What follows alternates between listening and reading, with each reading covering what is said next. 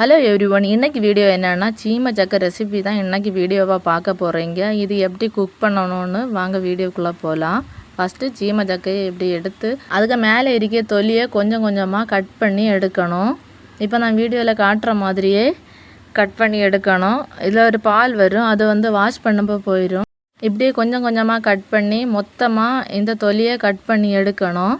இந்த சீமை சக்கையோட பேர் சில இடத்துல கறி சக்கைன்னு சொல்லுவாங்க.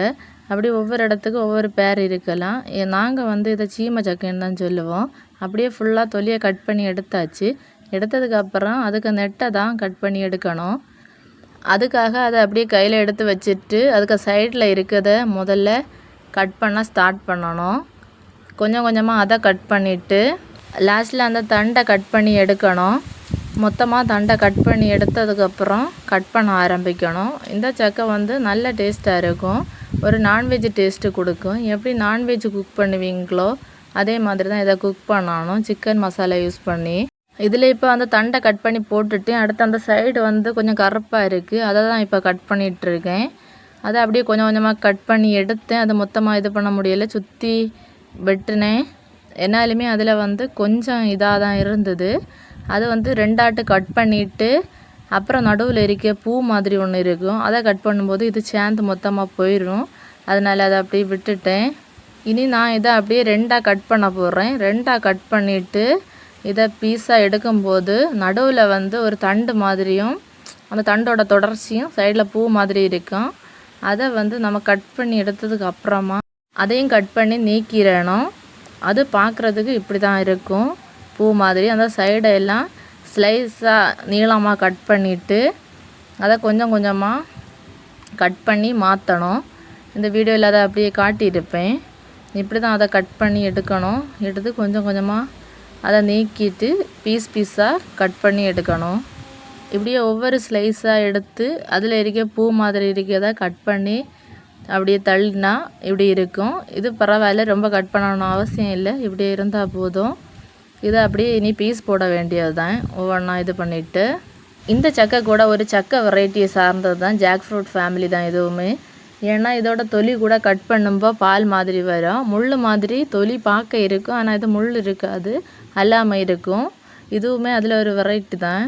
இந்த சக்கை எப்படின்னா நல்லா குக் பண்ணி எடுத்தால் நல்லா சாஃப்டாக இருக்கும், இல்லைன்னா கொஞ்சம் ஹார்டாக உருளைக்கிழங்கு மாதிரி இருக்கும்.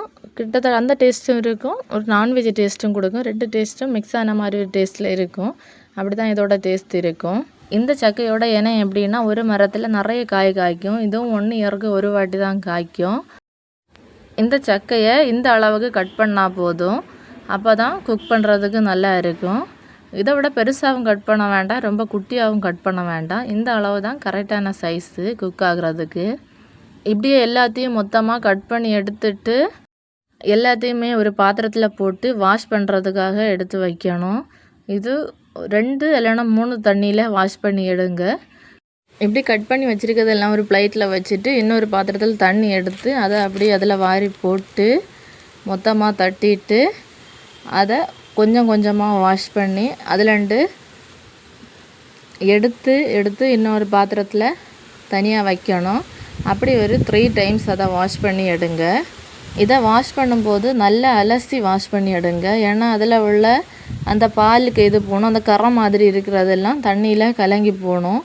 அதனால் நல்லா கலக்கி வாஷ் பண்ணி எடுத்து வைக்கணும். ஏதாவது மண் ஏதாவது இருந்தாலும் அப்படி அடியில் போயிடும். இப்படி மேலட்டமாக வாரி எடுக்கிறது ரொம்ப நல்லது.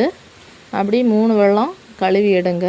அப்போ தான் நீட்டாக ஃபுல்லும் அழுக்கு கரை மண் இதெல்லாம் இருந்தால் அப்படி போயிடும்.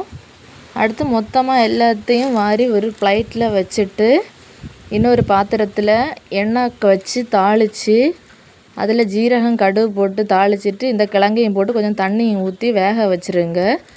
அதை அப்படியே மூடி வச்சா போதும்.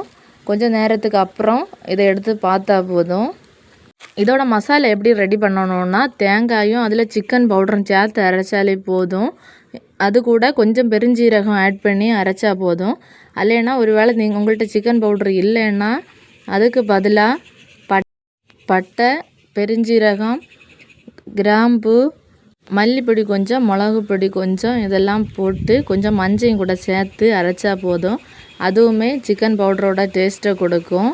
அந்த மாதிரியும் போடலாம். அப்புறம் தேவையான மசாலையை போட்டு அரைச்சி எடுத்துட்டு தண்ணியும் விட்டு தேவையான உப்பும் போட்டு வேக வச்சா போதும். வேக வச்சுட்டு மூடி போட்டு மூடி வச்சிருங்க. லாஸ்ட்டாக கருவேப்பிலையும் போட்டு இறக்குனா போதும். சுவையான சூப்பரான சீமை சக்கை கூட்டு ரெடி. ஃபைனலி இந்த சக்கை கூட்டு பார்க்க இப்படி தான் இருக்கும். நல்லா மசாலா எல்லாம் மிக்ஸ் ஆகி நல்ல ஒரு லுக்கில் பார்க்குறதுக்கு இப்படி தான் இருக்கும். இதை சோறு கூடயும் சாப்பிடலாம், தோசை சப்பாத்தி இது கூடயும் சைட் டிஷ்ஷாக வச்சு சாப்பிடலாம். அப்படி சூப்பரான டிஷ்ஷு தான் இது. இந்த டிஷ்ஷு நீங்களும் ஒரு வாட்டி ட்ரை பண்ணி பாருங்கள். ட்ரை பண்ணி பார்த்துட்டு கமெண்டில் எப்படி இருக்குன்னு சொல்லுங்கள். Tata bye bye, take care.